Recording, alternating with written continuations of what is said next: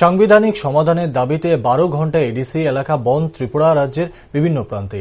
এর থেকে বাদ পড়েনি এক্সপ্রেস ট্রেনও। বন্ধের কারণে আগরতলা থেকে এসে তেলিয়ামুড়া রেল স্টেশনে দাঁড়িয়ে পড়ে শিলচরগামী এক্সপ্রেস ট্রেন।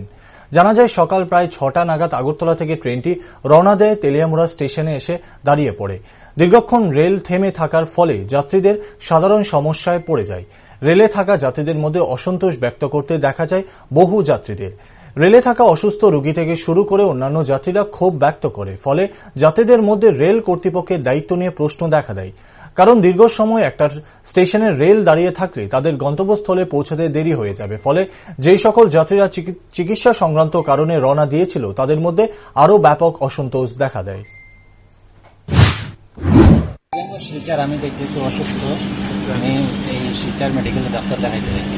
যখন আমার ট্রেন 10টা কটার সময় ছাড়ছে আগরতলা থেকে? আগরতলা 6টার সময় ছাড়ছে, রাইট ট্রেন সেটাতে আমরা দেখলাম এখন অসুস্থ, ডাক্তার দেখা নেই। 10টা 20 নামার কথা তখন হয়েছে। কেলিকে আটকেছে জানি না, ওইটা কোনো অধিকারী নাই,